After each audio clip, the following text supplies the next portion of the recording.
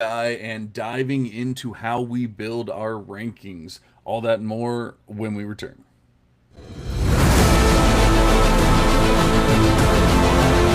Welcome to the Devy Devotional Podcast, a show devoted to college prospect evaluation with a fantasy football focus. With your hosts, John Arrington, Aaron Wilcox, and Andy Starr.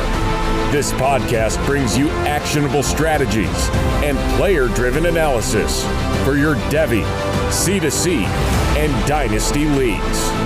Let's dive in.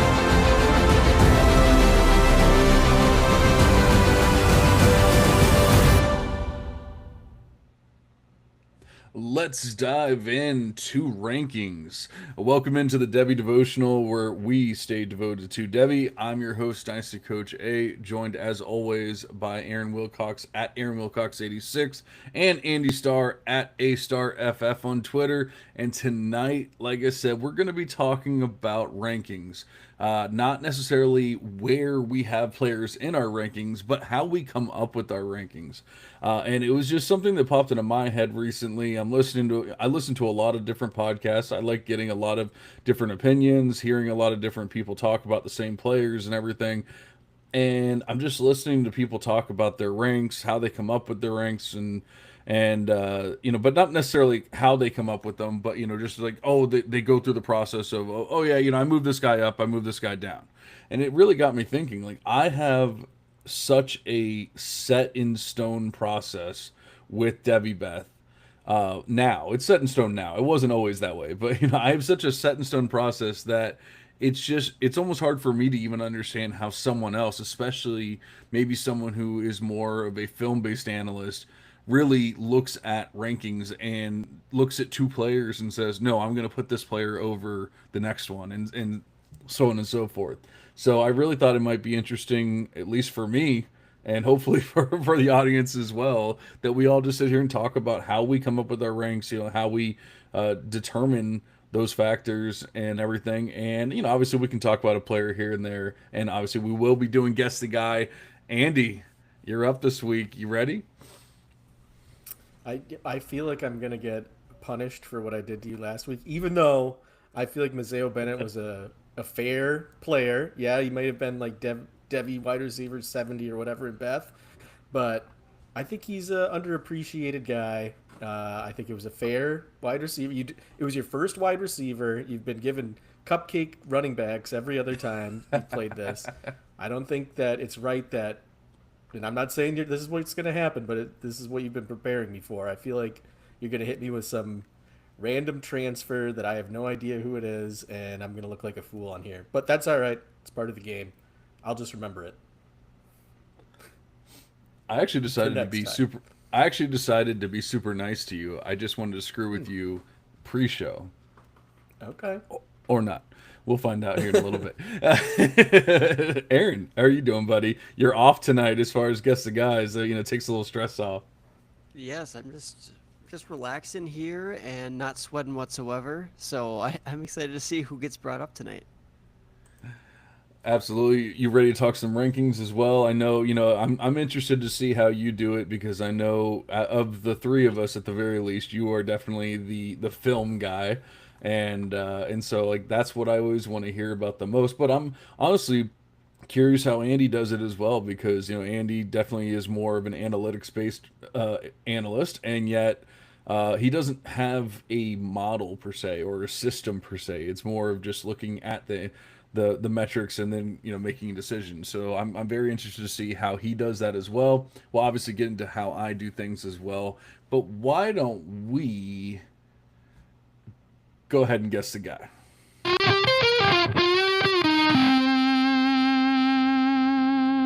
Let's guess the guy. Alrighty, Andy, you are up for Guess the Guy. If anyone is new to the program, we appreciate you joining us. Basically, we're just going to be playing a game, giving some hints out, giving some clues, and Andy will try to guess the player that I'm talking about. If he gets it immediately, he gets 7 points. If he doesn't get it after after the last clue, he will get 0 points. So we will see what happens. Andy, would you like to make your sacrificial guess? Yes, I would. Um, I am going to guess wide receiver from.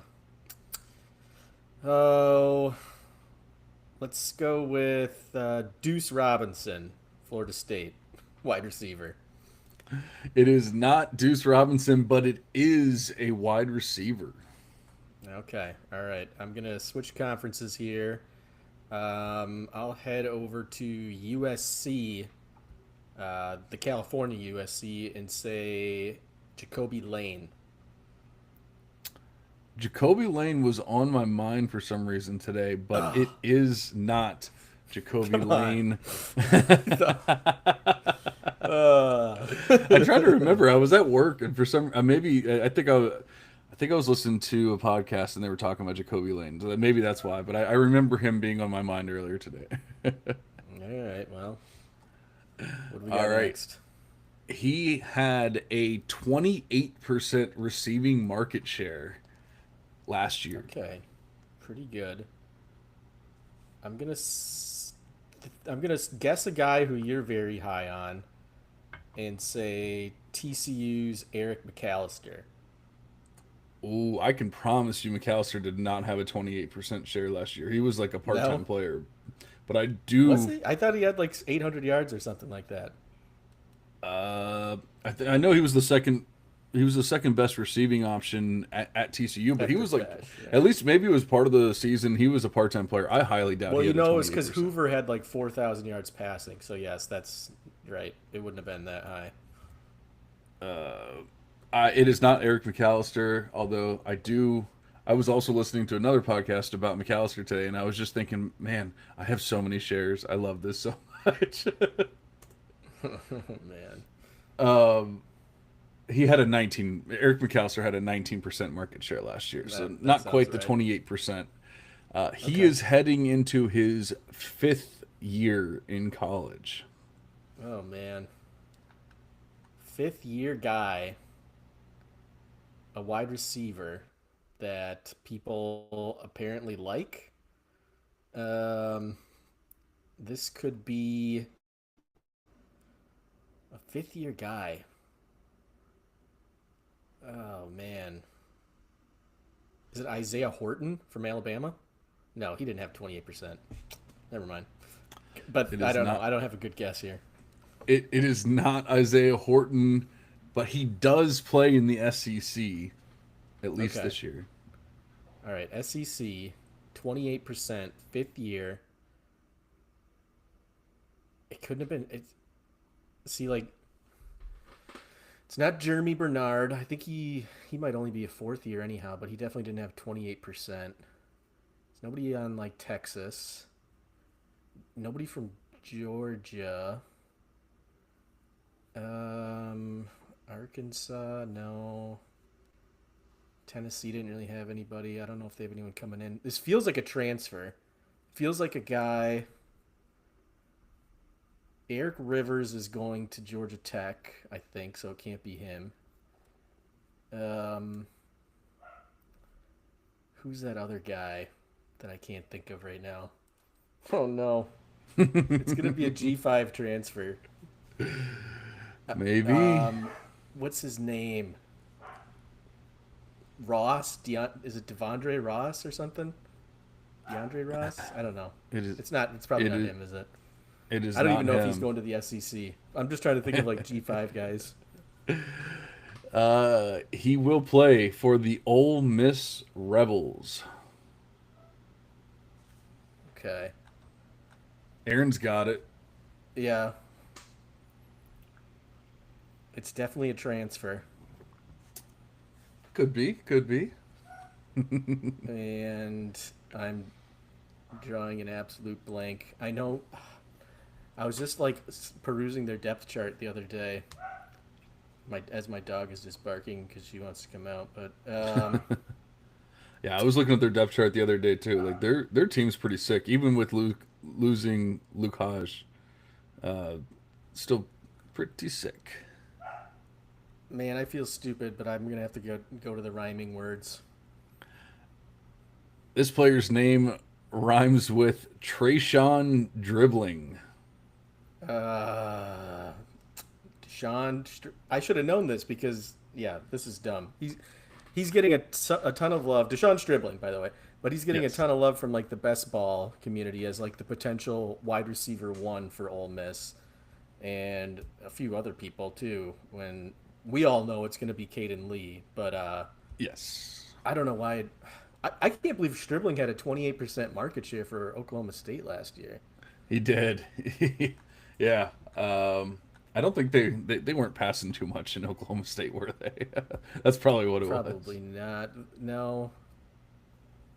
No, I just had Um, that one other guy. Like, what was his name? Brennan Thompson or something. yeah. Brandon Honestly, Presley was I, it? I had a feeling that this one was going to be technically like not even a difficult one as far as like a deep guy, like 73rd, like your Mazeo Bennett's, but I just felt like it was going to be a difficult one with the transfer and everything. So I used it as kind of a, a way to be nice, but yet I was still mean. Although Aaron would Well, have you got it. got me. Aaron, I Aaron at probably least had yeah it at 2. He would have had 2 points yeah. on that one for I should sure. have got two. I'll be honest. When you're when the brights are light or the lights are bright, and you have to come up with a name, it's tough. And I should have got that one at two at least. But I'll take a point, I suppose, even though that's kind of embarrassing. But yeah, Deshaun Stribling, horrible player. But It really, it, I don't know. It'll be interesting to see what he does this season. I have not watched him a lot. Like at one point, he was a pretty attractive Devy asset, and then he kind of flopped for a while, and then really came on strong last season. So, I mean, I've expressed some love, some praise for Caden Lee before, but he also is just not a guy who scores a lot of touchdowns. Like you're looking for a big time fantasy ceiling. Caden Lee, I mean, he has a good floor, right? He's going to get a lot of targets. He's going to be pretty efficient with it, like he has been in the past. Things could align where he gets kind of lucky with the touchdown department, but yeah, Stribling could score a whole lot this season for sure. If we expect Austin Simmons to be a stud, which I think we all do here, or at least to be pretty good, it's a productive system. So I will say that I really thought that it was going to be. Oh, what was the guess? Eric Rivers that you had, or Uh, like no, you thought about Eric Rivers. I'm like, it was perfectly aligning until he said SEC, and then I was like, no, it's off. It's not Rivers, yeah, because he's like what, like a fifth year guy, and he had like a what, almost 30%, maybe 30+% share last season, and yeah, fifth, yeah, I don't know. yeah, I'm looking at it now. Stribling had 500, or I'm sorry, if I knew how to read. Uh, he had 882 receiving yards of the a little over 3,000 passing yards. So I mean, right around there, 28%. Um, they only threw for 21 touchdowns, and Stribling had 6 of those. So pretty decent year for him. Nothing insane, and I mean Presley wasn't that far behind him, 767 and 7. So it's not like he completely dominated or anything like that. It's actually funny. Aaron and I, we don't talk rankings generally speaking. Like every once in a while we might, but for the most part we just kind of do our own thing. And I happen to look at Aaron's ranking of Stribling, and it is the exact same number as what Beth has, which is wide receiver 47 for him. And that's before freshman, so I'm assuming that we would probably make any similar changes, or at least somewhat similar changes. So he would be right around there for us. I don't know where Andy's got him, but I guess we can get into that once we start talking about rankings and all that kind of good stuff. But I obviously we don't fall in love with 5th-year players, but he's on a great offense with what we're hoping is going to be a great QB. He definitely has a shot to even take a step forward in what we're hoping is going to be a much better offense than Oklahoma State there. Yeah, and I actually had just adjusted him up because I was taking like a last second look at rankings before this, before you said anything there actually, and he's at 44. Stribling is now. Ooh, moving him Had up. to move one or two guys down, or move him up one or two, however you want to look at that. Yes. Nice. It must not have updated yet. No, I think that those things might update on the Campus Decaden site like the next day, or I don't know if there's a delay of an hour. Or there is some sort of delay I was told before, but I'm not sure what it is. Yeah, so it's not shown on that end just yet, but that is very interesting. Moving on up, but yeah, we'll see what about Stribling. That is our guest, the guy. Andy gets 1 point. Um, Not a great start to round three. I can tell you that. Not a great start. I'm glad I locked up 3 points last week, but yeah, I'm gonna have to see now. I'm gonna have to take out my anger on Aaron, which is unfortunate for him. No, I'm just kidding. No. That's what's fun about this game. You always end up taking your anger out on somebody. Except for the 1 week we all, different weeks, but we all got 3 points at some point, and we're all like happy-go-lucky the next week. We're like, oh, we'll give you an easy one. Nope, Yeah. not anymore. I'm still waiting for like Ryan Williams or Jeremiah Smith or something. I was thinking about throwing something in like that just because it's like everybody's been doing wide receiver like 60. Let me just drop in like Jeremiah Smith, just to throw people off. But I think I think we can definitely work that in, but I don't know if you can do it right at the beginning of of the game. So I think now we're at a point where we can actually start working that kind of stuff in. That's right. true. Well, I gave TJ Moore. That's a top 10 Yeah. tight or wide receiver. So we'll see. Maybe you got to go hotter than that. Maybe, but that's enough about Guess the Guy. Why don't we dive into Devy?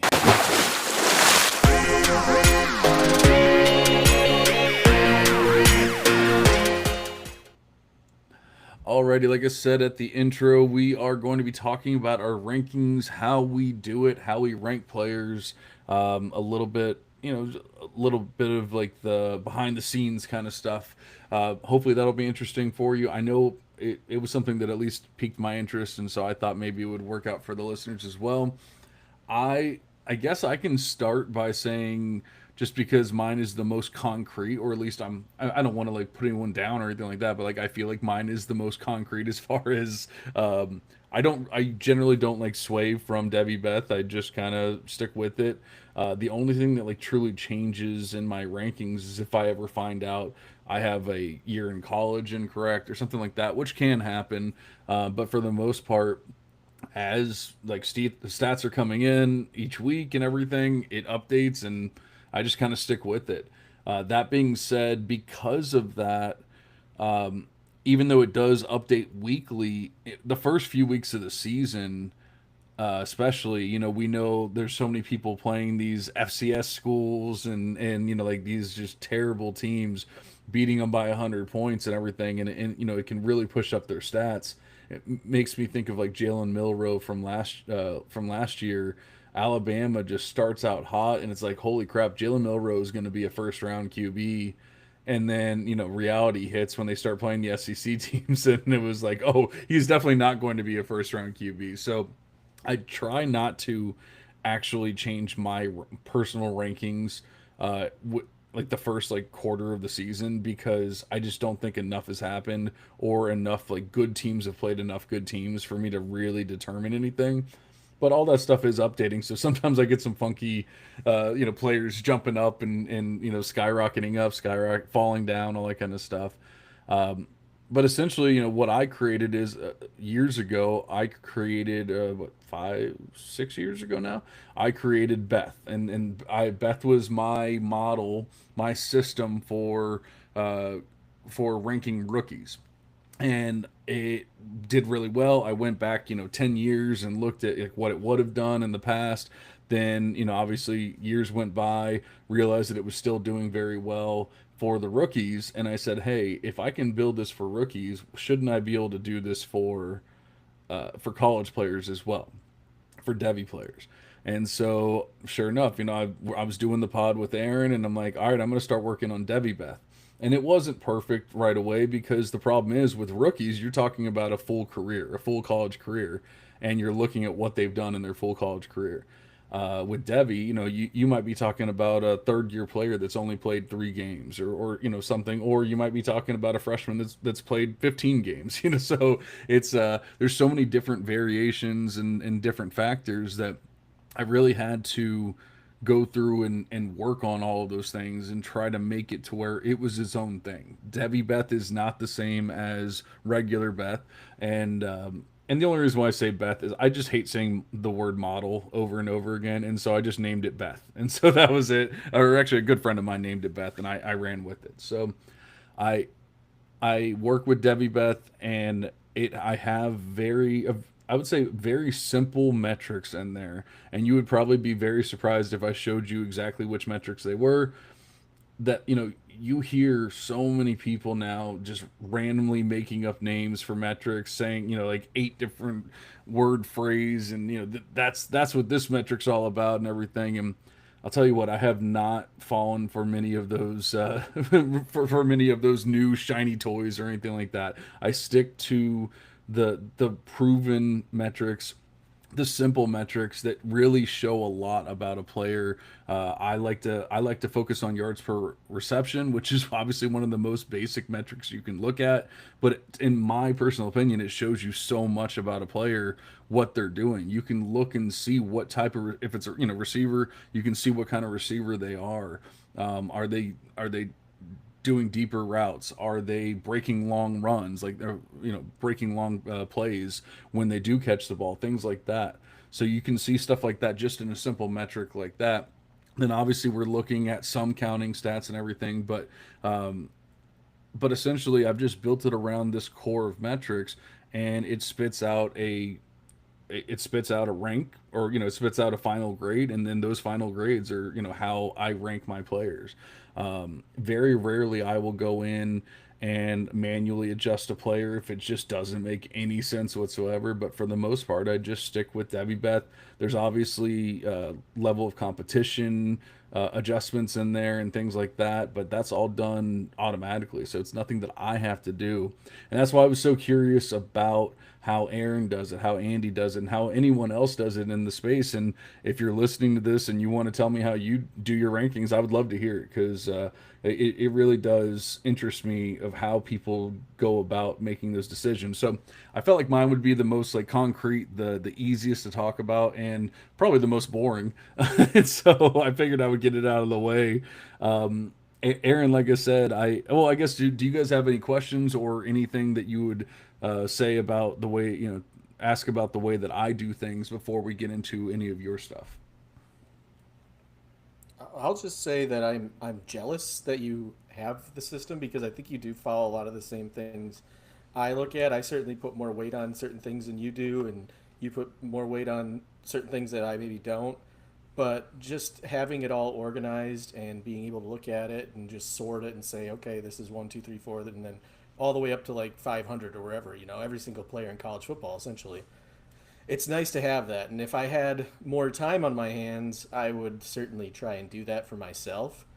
Um, but yeah, I mean, just having that tool it, available just sort of takes the guesswork out of drafts and everything else. When I do my quote unquote rankings, which I'll talk about later, is it's just sort of like a shoot from the hip type thing, but also not quite that, just as random as that sounds, because I do have, like I said, certain things that I prioritize over others. But that's just my assessment of Beth. Is just, one, I'm jealous of it, and two, it's just it's just a good tool to have at your disposal.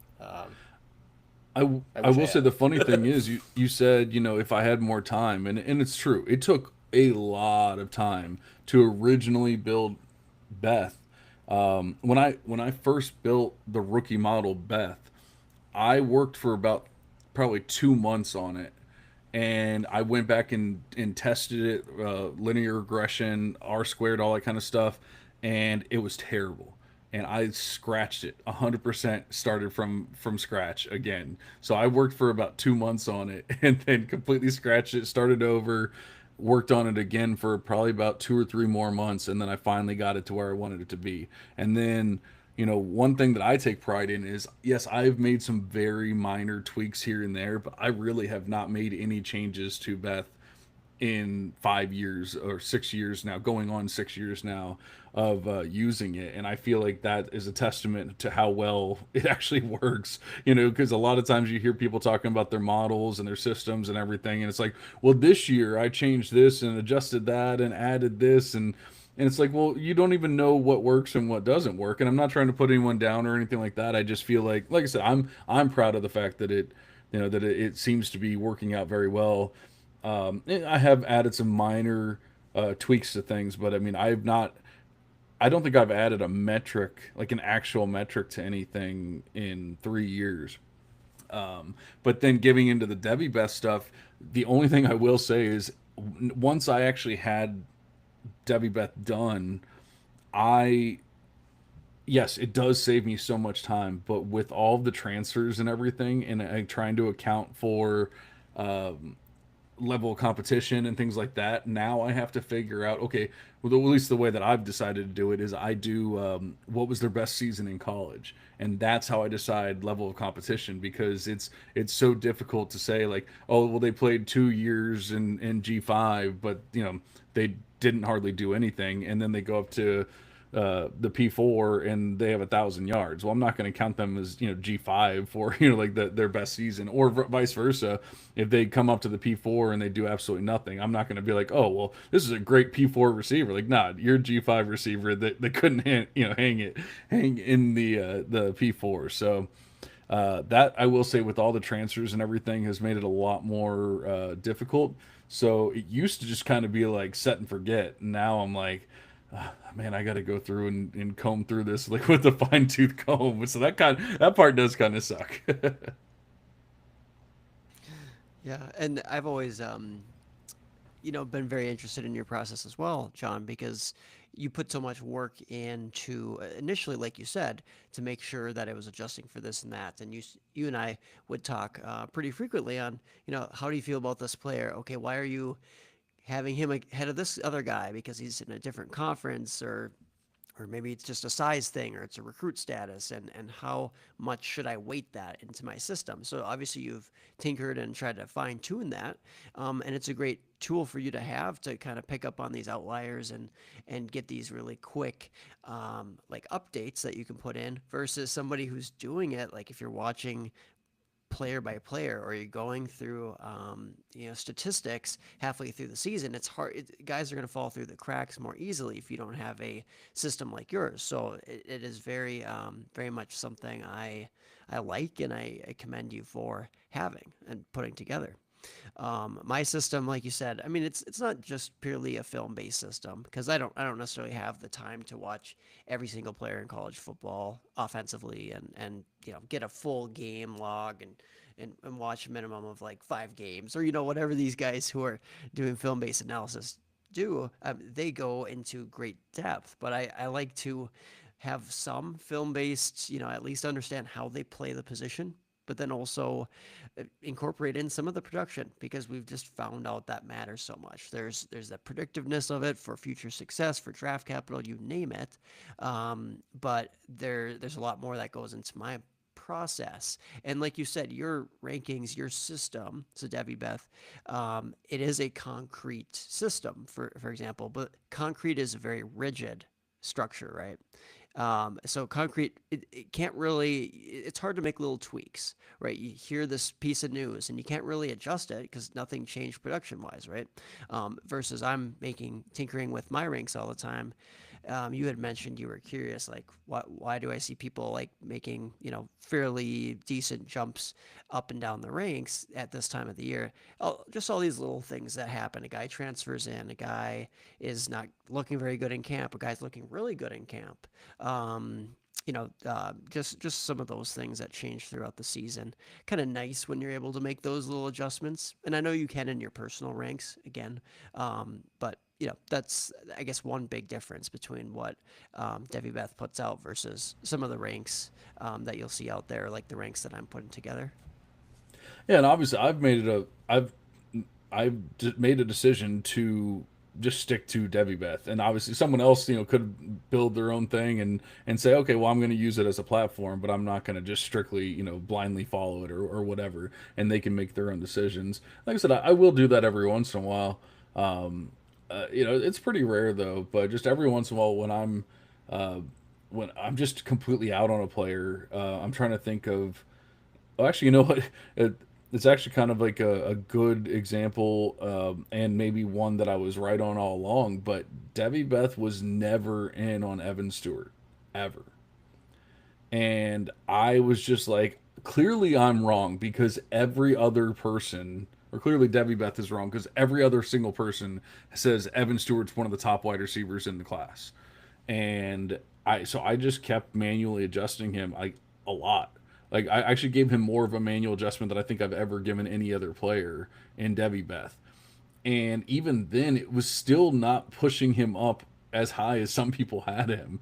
It was I had him in like a decent I want to say he was like wide receiver 15 or something overall, but like there's obviously people that had him as like wide receiver 5 overall, or sometimes even earlier on there was people that had him as wide receiver 1 overall, and so that was one that really sticks out to me where I made a manual adjustment. Now maybe it's not necessarily fair because now he gets hurt and everything, but I think we can say that Evan Stewart was probably not as good as people said, even if he didn't get hurt this year. I don't think all of a sudden we're going to be like, oh man, Evan Stewart's the wide receiver 1 in this class or something like that. So maybe I was wrong in following along with everyone else, but it just felt like it was like, how can 99% of people be wrong here? So I felt like I needed to make an adjustment there.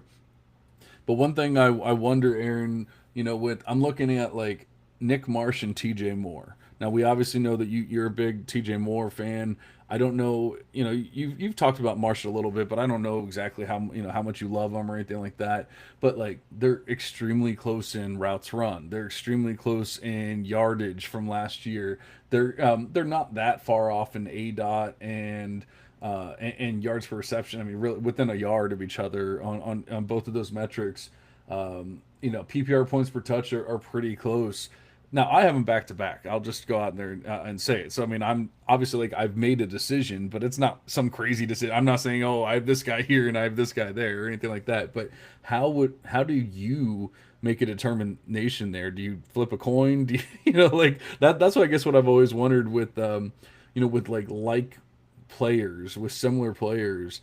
How do you make that decision of I'm going to push this guy over that guy? Because I guess maybe I take the easy way out by letting Debbie Beth do it for me. But like I feel like if I'm just like watching the film and kind of going more with the gut and everything, at some point you have to make that decision. It's going to be tough. Yeah, absolutely. And we'll back up a second because I think it's a great question, right? And it's a relevant example because I have TJ Moore ranked higher. And when I look at how I'm going to rank these guys, and specific to Devy ranks, okay? So that's not necessarily for college fantasy football specific leagues or otherwise, but I'm looking at recruit status. I'm looking at size, athleticism, production. So that production should be the share of the offense, the efficiency within it, age-adjusted production, right? I'm taking that into consideration at least, like when they produced. And ultimately, I'm taking those combination of factors and maybe a few other things into if I think a guy has NFL potential and when will he get drafted. And I like to see if there's a lot of buzz about them, both coming out as a prospect, but then also within the college sphere. To see if other analysts or colleagues have that player ranked really highly. I'll kind of do that just to double check my work. Like you said with the Evan Stewart thing, it's like, okay, everybody else is pretty high on him. I guess I should have him, decently ranked at least.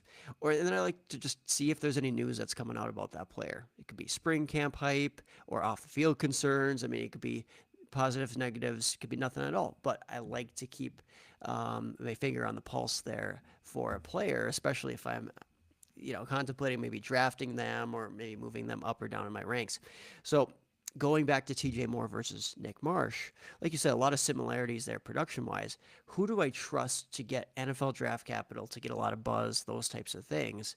I am trusting Clemson to put out wide receiver talent and development more than I'm trusting Michigan State. I don't see the amount of prospects coming out of Michigan State as being that special. Now you have Jaden Reed, and Jaden Reed ended up, he's kind of worked out at the NFL level, right? And then you saw a raw guy. What's his name? The guy for the Bills, Keon Coleman, who was what started there and then went to Florida State, I believe. Yeah. But yeah, so I mean, yes, there's a couple guys who've like made it to the NFL level, but Clemson has a much deeper track record, and the better recruit, that's TJ Moore, the guy who I think is more athletic. I honestly think that TJ Moore is more size adjusted athleticism. Again, I don't know if the production exactly bears that out, but when you talk about them coming out of high school, definitely more excited about TJ Moore. And he did pretty good things. You have to take into consideration within the ranks and the production scores that's getting put into any sort of model, who is he competing against? And he was competing against an already very established Antonio Williams, a very talented freshman in Bryant Wesco, and TJ Moore, doing a pretty good amount of things as a freshman. Nothing to scoff at when there's experienced guys, Jake Bradenstool, Adam Randall, even Tyler Brown was still at Clemson. Not that he did a lot last year, but just a lot of talent and depth there. Doesn't surprise me that TJ Moore wasn't like the wide receiver one in such a deep room. So anyways, just some things that go into consideration there that, I might view differently than a model would, or like that's the differentiation for me. But those are factors that go into my process within my ranks for sure. Yeah, that's what I was kind of wondering is if, how much do you go with the gut and everything, and do some of those decisions get difficult, at times, especially like when you start getting closer to actual like rookie rankings and things like that. Not to say that our Devy rankings don't matter, if we're obviously doing Devy drafts and doing C2C supplementals, and I guess it could pertain to that too. But like when you actually start doing your supplemental drafts, your Devy drafts, or like I said, rookie rankings and stuff like that, it's got to get kind of difficult to make some of those decisions. Yeah, and maybe Andy could chime in a little bit here too, but when I am making ranks and I'm adjusting ranks, I think that real life drafting in your leagues, whether it's a startup, a supplemental, and this goes for NFL dynasty rankings, whatever level of rankings you like to do, actually having to pull the trigger and draft a guy at a slot, like that's going to tell you so much about, oh, wait, maybe I do have this guy ranked way too high because I'm not willing to take him here. Like it feels like a gross pick or a reach or whatever. I'm wondering if you guys get that as well. And I definitely get that. Like I've adjusted my ranks mid supplemental drafts because I'm just not confident in a guy. I'm like, you know what? I have this guy ranked too highly because I'm not going to draft him at all at this slot.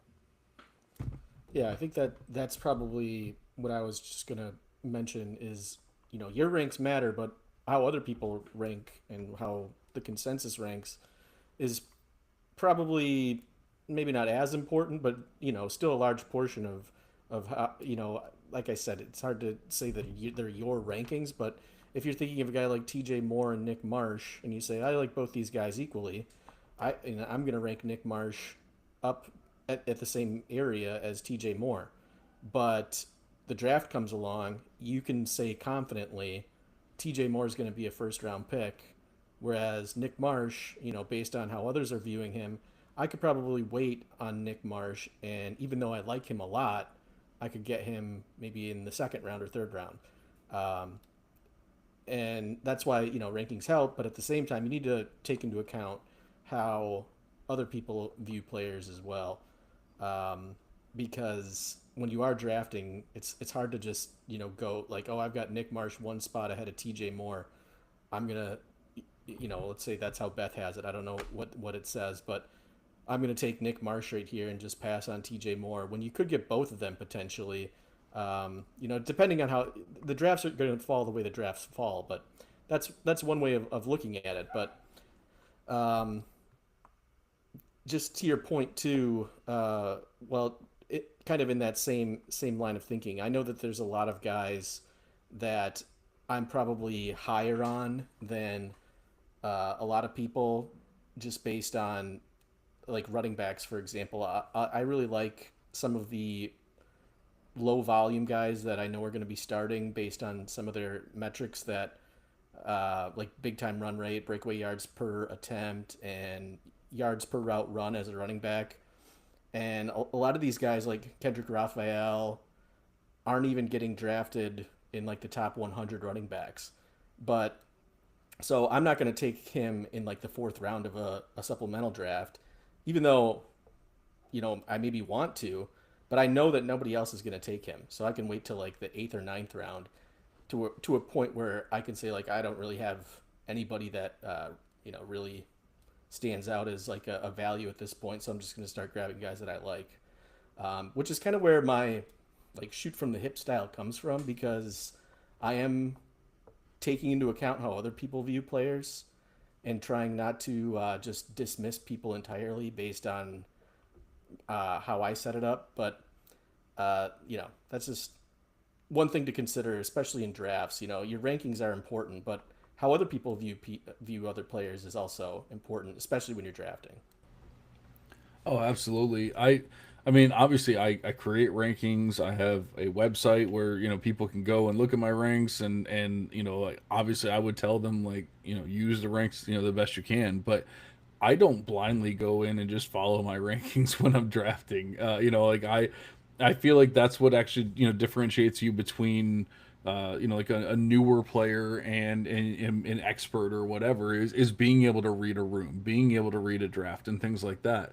And where I do blindly follow Beth's rankings, that like Aaron and Andy said, like that doesn't mean you have to draft them there.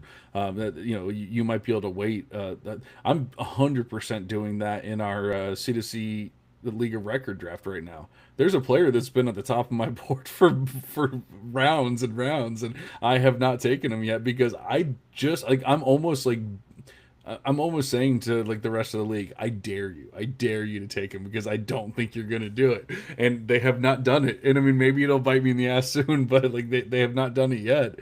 And but I will say, while I don't, and this is getting more into, I guess really any of the rankings, but I was gonna say even more into rookie rankings. But when I finalize my tiers for especially rookies,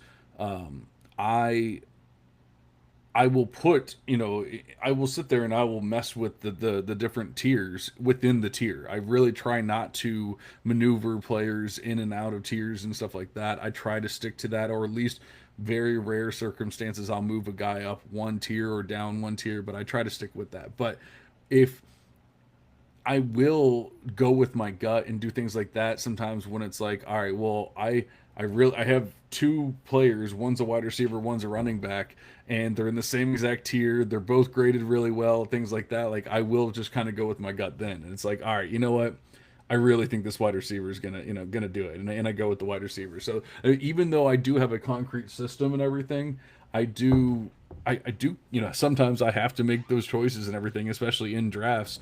And like I said, I think that kind of is what you learn over the years, is how to be able to read different leagues and drafts and things like that. So we're sitting here talking about our rankings, but once you get into an actual draft, it can be completely different, and you have to make those decisions. But I will say it also hurts when you tell a league, hey, I dare you to take this guy, and then they take the guy, and you're like, oh, I probably should have just taken him. No, well said, well said. And a couple of guys that I'm just thinking of too when I'm talking about little adjustments that you make in your rankings, like the subtle things, because nothing changed necessarily with their prospect profile. But I'll bring up a couple of freshmen coming in, and freshmen, they are unique, right? No production to go off of, so their evaluation and how you slot them in rankings, that can vary pretty wildly. But like Quincy Porter, Ohio State wide receiver. We've talked at least early in the offseason about all the freshmen. And while I would like to say, oh, that's a pretty evergreen episode, like go back and listen to that.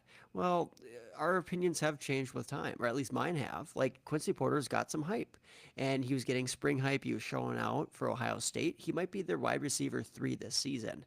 That's that's a pretty great position to be in for a young player like him, who's got some of the size, some of the recruit status that he does. Now, just watching his high school film and this and that. I was not that impressed by that, but it doesn't mean he can't develop his game and be a standout player. We know how they develop wide receivers there. So that's something that, maybe I was just too low on him in general. And I think, there were quite a few folks who were a little low on him. But like, for example, Dallas Wilson, that's a guy who I liked right away. And then as soon as he was blown up in the spring, I'm like, I have to draft this guy somewhere. And I'm glad I have a share because his price is just going up. It's went up all off season basically. He could be the wide receiver one at Florida sooner or later. I mean, could be this season, could be the next, but. Or like Khalil Lockett on the opposite end, they just keep adding guys at Texas. Emmett Mosley's there, right? And you got Wingo, and you got DeAndre Moore, and then you got two other like 4 or 5 star borderline, wide receivers coming in alongside him in the class. And there's one other guy I think I'm forgetting there too at Texas. It's like Khalil Lockett. I like him. Nothing's changed again with his profile. He was like a top 3 type of talent in this wide receiver class for me. But, he's probably like the wide receiver 4 there or worse for Texas this season for their team. And I got to knock him for that. Just project him to not really take on a big role. He could still break the year 1-0 and be relevant at some point, but he's got a more difficult path.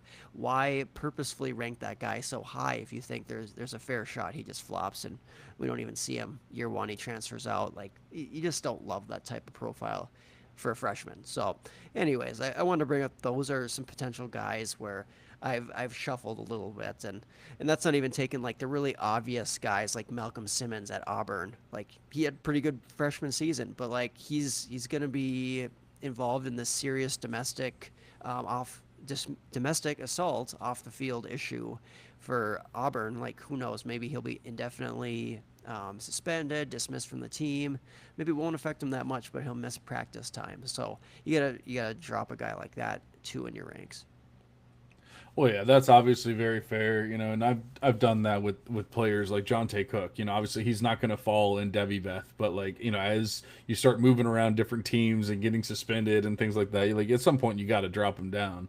Now, luckily over time that stuff does work out, but I mean in the off season, obviously Devy Beth isn't going to be able to make that adjustment or anything. I will say I agree with you, your adjustments with the freshmen, and that's the only time that I really will say that I do make actual adjustments is with the freshmen because I don't have a I mean, it's not a terrible system, Fresh Beth, but I mean, I don't have like this like clear cut guaranteed approach with Fresh Bath. It's more of just like hey, this is going to get you better odds than just blindly following your 247s and whatever else. But as I hear camp news and things like that, I'm more than willing to make adjustments. You were really high on Dallas Wilson, and I was really high on Vernell Brown III, and then it just seems like at the very least, Dallas Wilson's going to get his shot a little earlier, maybe. And so, you start looking at that kind of stuff, and they weren't that far off as prospects and everything. You say, okay, well, this guy's going to get a shot earlier, then maybe, I go with this guy first and then, go get Vernell Brown. Doesn't mean I like either one more or less than I did, but, like Andy was saying, you kind of go with what you feel in the moment, like that kind of thing. But Andy, sticking with you here, I was wondering, like I was obviously I'm curious about Aaron's film grinding days and all that kind of stuff, but with you, I have my system, I have my metrics in place and everything, and it just kind of spits it out for me. But how do you start your process with, like, I guess you could talk a little bit about each position or whatever, because I'm sure it's all a little different, but, how do you start your process of ranking? Because, you're probably even looking at more metrics than I'm looking at or Debbie Beth is looking at, and then you're trying to differentiate and you're trying to create a list from there. And I know you don't necessarily create rankings, but you obviously have to create something when you're talking about these players on a weekly basis. You're in multiple drafts, and things like that. So at some point you have to make some kind of list or something. So what are you starting with, and how are you differentiating between all those different players? Well, I think for each position I have like it's not as nuanced as you maybe think it is. It's like really 3 or 4 metrics for each player that I'm really concerned about, like per position. with QBs, I look at QBR. I definitely want to see QBR over 70. I definitely want to see an adjusted completion percentage over 70. And then if I can get yards per attempt and air yards both over 10, that's a player that I really like. A lot of times, like this year, Arch Manning may be the only guy that fits all of those criteria, so it makes things a little bit difficult. Um, and QB's not a perfect science for anybody, so it's certainly a position that I don't claim to be any better or worse at than anybody else. But that's when I look at stuff like that, that's why I like somebody like John Mateer a little bit more than everybody else, even though he did play at Washington State. Just because he's hitting a lot of those numbers that somebody like Garrett Nussmeier might not be hitting. Um, for running backs, I feel like running backs is definitely where I excel in like ranking and finding out who's not going to be good and who maybe people aren't paying attention to right now who will be good. And I look at a lot of the same stuff you do, John, especially big time run rate. I have a mark at 7.5%. Breakaway yards per attempt over 2. That's maybe one that a lot of people don't look at. But if people are getting a high big time run rate, but those big time runs are only 15 yards and then they're getting tackled, it doesn't quite add up to the breakaway yards per attempt over 2 that I'd like to see. Also, weight for running back is important. 195 pounds might be low for a lot of people, but that's what the number is right now. Like it might get lower at some point. It might go higher at some point. But if they're not 195 pounds, they're not going to be worthy of an NFL pick at this point in time. Things can change, obviously. And then for receiving profile for running backs, I want to see yards per route run over 1. And wide receivers, I've really become a disciple of yards per route run for receivers, and the number is 2 for them. They don't necessarily need to hit it at a freshman, but the NFL really values yards per route run. And if you just go look at PFF last year, for Power 5 or Power 4 players who had at least like 30 targets, the top 5 are Trey Harris, who was a second round pick, Dante Thornton, which was a guy that I was very high on in September, who's now getting some dynasty love because he's getting reps there at Oakland. He was second. And then you have Jeremiah Smith, Jordan Tyson, and Mekhi Lemon. Those were the top 5 players in yards per route run with at least 30 targets. So all those guys are, either a second round rookie pick this year or potentially a first round rookie pick in the next 2 years. So that's what I look for in wide receivers. I'm also big on yards per team pass attempt. If they can get that number over 3. I use Campus to Canton's tool. They got a nice little pretty line I can look at. If it's over the line, it's good. If it's under the line, it's bad. So I use that quite a bit. Yeah, I just sort of look at all those things. And then, like I said, I look at other people's rankings. I look at the consensus at the ADP and I say, okay, this guy's here. Do I like him or do I not like him at that spot? A guy like Mekhi Hughes, who's getting drafted as a top 10 running back. I do not like him at that spot. So I just erased somebody like that from my memory because I know I'm never going to draft him. That's why I was so low on Justice Haynes. Now, Justice Haynes is interesting because his big time run rate was not where I wanted it to be, but his breakaway yards per attempt is over 2. So he's explosive. He's just not, maybe didn't have the volume. So it'll be interesting to see what happens with him at Michigan. I'm not going to say that I was wrong about him yet, but I will say he has a chance. But that's why I was so low on Justice Haynes, is because everybody's got him in the top 5. I can say based on my process that he's not a top 5 running back. And then I'll use it to identify guys like I was just mentioning Kendrick Raphael, Hollywood Smothers. I'm trying to think. Jamarian Wilcox from Kentucky hits a lot of those numbers that I was talking about. Now, I don't know. According to depth charts and certain things, he might not even be the 3rd string running back at Kentucky. But in my opinion, he's the best running back at Kentucky.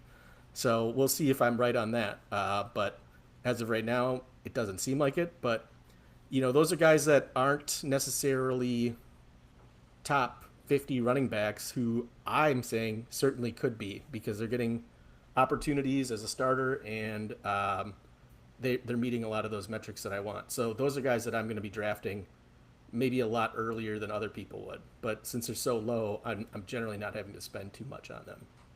But I kind of just look at that and say, all right, this is my process. Who can I eliminate from the top? Who at the top is hitting that? And a guy like Jeremiah Smith, obviously, he's hitting everything. So I'm fine with him at the top because I agree with that. Yeah. TJ Moore, this is why I took Wesco over Moore because Wesco has better yards per route run. He's got better yards per team pass attempt. So that's kind of where I'm at with something like that. But I'm not going to say TJ Moore is bad because he still does pretty well. But Wesco was just a little bit better. No, I like it. And honestly, like the more you talk about it, you're absolutely right that you do have a pretty good hit rate with those running backs. So I need to start hitting you up for some of these like later round running backs. I keep seeing you picking all these same guys in these supplementals, and maybe I should have actually been paying attention. We'll see. It works sometimes, other times it doesn't. Yeah, I mean, honestly, I look back. I looked back at a couple of Devy heavy supplemental drafts recently that I did, and it was like, man, that guy was amazing. That was just a beautiful pick. And then the next pick was like, wait, I don't even remember that guy's name. Like, who is that? So I can't sit here and just act like I have 100% hit rating either. All right, we're getting pretty close to the hour mark. Honestly, I didn't know how long we were going to talk about how we do our process and everything. So I guess, close to an hour is pretty good. Do we want to try to find one player each that we think that maybe we're higher on than consensus or whatever because of the way that we rank or if it's just a gut feeling or whatever, it doesn't have to necessarily be the way that you rank, whatever it might be. I can start us off. I think that I personally am higher on Zion Kearney out of Oklahoma than just about anyone else, and it's because obviously of Debbie Beth of what she's looking at. And I will say, if I'm ever wrong, well, I will say if I'm ever wrong, a lot of times if I'm wrong on a player in air quotes, it's because I was early, and that happened with Jordan Tyson. I think it's going to happen with London Humphreys. Like, obviously got delayed a little bit with the injury last year, but there's other scenarios that show a lot of times Beth can be early on a player, and it might take a year, it might take 2 years, especially with the transfer portal and all that kind of stuff. So I can't guarantee Kearney's all of a sudden going to be a stud this year. Obviously we know Oklahoma brought in some decent, transfers, decent recruits, and all that kind of stuff. But I will just say with Kearney, just looking at the yards for the A dot, that's one of the big things that I look at for receivers is, are you actually running real routes? You're not just like standing behind the line of scrimmage and getting a ball tossed to you. He's at 12.1 yards. That's great. That's right around what I love to see. Then 16 yards per reception. So that means that he's doing more once he gets the ball. So I don't necessarily look at yak, but I let yards per reception and A dot tell me, is there yak there? And I let those two things happen. Now he only ran 121 routes last year.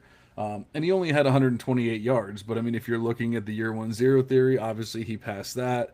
But it's showing bigger playability, 3.35 yards or 3.35 PPR points per touch is showing bigger playability. And it's obviously in a small sample. That's generally what you're going to get with a freshman. But because of that, Debbie Beth's going to be higher on Zion Kearney, than most people. So I just drafted him in our C2C League of Record, I believe in the 9th round or 8th round or something like that. And I don't know exactly where he's going in drafts normally or in ADP, but I was perfectly fine taking him there. And like I said, I think he's going to be a player that can help my team for Devy purposes, hopefully, but at the very least for C2C purposes in the near future. But that's one player that I just feel like this year especially, obviously I can go into like other players that everyone loves and everything, but I just kind of feel like that's a player that doesn't really get talked about too much, that Debbie Best seems to be a lot higher on. I like it. I like it. I drafted a share of him as a freshman, actually. So I'm optimistic for that. And I'll say, as far as my ranks go, too, I would say that not my specialty, but I do feel pretty good about how I rank the freshmen each year. Like, like the Nate Frazier and the Kate. I remember more so than Frazier, like Caden Durham and Jordan Lyle. Like those were some of my guys that I really liked as freshmen coming out. Not that I always got all the shares of them in drafts, but um, as far as I mean, I'm tempted to give like a freshman name here. Um, and I will say there's just a bunch of names within my process that I would say that I'm slightly higher on than other people, I guess, with their ranking processes as well. Like Jace Brown, I really like him at Kansas State. Just like everything that I'm seeing out of him at the wide receiver position. Um, so I don't know if that's like my official guy, but I just have quite a few there that I'm like, I'm still really high on like Quinn Martin at Penn State. We just have not seen it yet. Like that's going to be something that just, I mean, I can't be proven right or wrong this season. I mean, like if he's stuck behind two studs, so it's like I'm not going to pick that guy to break out, right? Um, but I'm just kind of looking through some of my ranks. Jace Yeah, Brown's another one that Devi Beth was super early on, and people are like, "What do you mean you have Jace Brown that high?" And now it seems like everyone loves Brown. But I'm sure you're probably even higher than most. But I'll tell you, I just remember getting a lot of flack for where I had Jace Brown, and they're like, "Who? Why is he so high in your ranks?" I'm like, Debbie Beth told me to. very fair. Yeah, I mean, I'm super high on Jordan Lyle still, right? I have him as a top seven Devy back, so that may Wow. be All that right, may yeah, I think be that's it. the I think that's the one. Jordan Lau. You've always been higher on him. It just seems like that he was always your guy. I mean, you like Durham, but a little further down, obviously Lyle was your guy, and you definitely put your Actually, I mean, I agree with you. Like, I always liked Lyle as like the sleeper. Like I yeah. liked like him, but like Durham was always like he was always top five for me in the class where Oh yeah, it was kind absolutely. of popular. Yeah, popular to have him lower for sure. No, but Lyle was your always your sleeper, and I like that. More of a sleeper pick, and especially now that you've moved him up into your top seven, I like Lyle. I might even admit that I was wrong on Lyle, but I cannot say that I like him that much. So I think that is a good example of one of your players, Andy. Who you got for us? Anyone sticking out in your, uh, shooting from the hip? Up, you're muted. Sorry about that. There's a few, but I'll try and pick a guy who's more Devy relevant, and that is the RB2 at Notre Dame, Jadarian Price, who's a year older than Jeremiah Love, but I think if you're looking at volume adjusted metrics, he may have been better than Jeremiah Love, and that's not saying taking anything away from Jeremiah Love because Jeremiah Love was fantastic. But if you're just looking at like breakaway run rate and breakaway yards per attempt and that sort of thing, like as a pure runner, Jadarian Price was you know as good, maybe better than Jeremiah Love. Jeremiah Love obviously had the edge when it comes to the receiving profile, but maybe that's just because Jadarian Price wasn't asked to do that in his role. That's why he only finished with 4 targets on the year.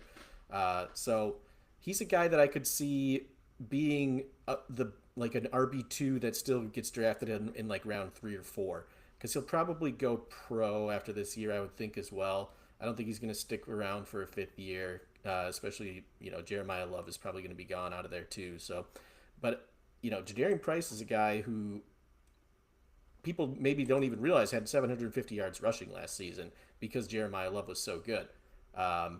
Everyone talks about the backup Penn State running back Katron Allen as a Devy asset. I feel like Jadarian Price could be as good of a Devy asset as somebody like a Katron Allen. Probably better in my opinion.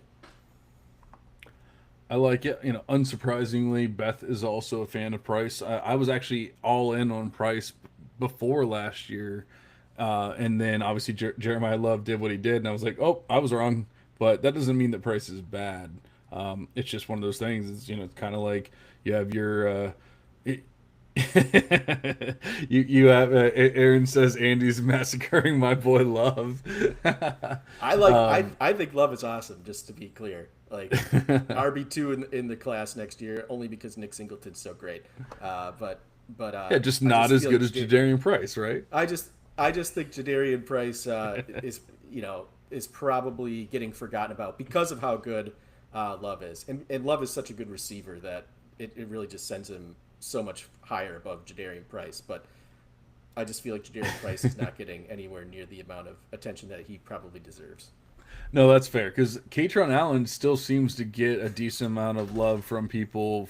Even though Nicholas Singleton is obviously like the one, we really don't see that as much with Price. Even though it's a very similar situation as far as like amount of yards and things like that. And Price was definitely great in his own. Uh, Man, Aaron is struggling back here. He can't believe it. But on that note, we're gonna get Aaron out of here before he starts crying on air. I hope you guys appreciated this. I hope you guys enjoyed this because, like I said, it was just something that kind of hit me that I wanted to hear. I wanted to hear from other people about their rankings. Once again, anyone who wants to tell me how you do your own process, if it differs from how we do it, and I would love to hear it from you guys as well because I'm always interested when I hear people moving up, changing ranks, doing things like that. I'm like, well, what made you make that decision? So I'm very interested about that kind of stuff. Hopefully you guys enjoyed this as well. We will obviously be back in your ears as soon as possible with another riveting Devy show. But for now, we're going to go ahead and get out of here. See you guys.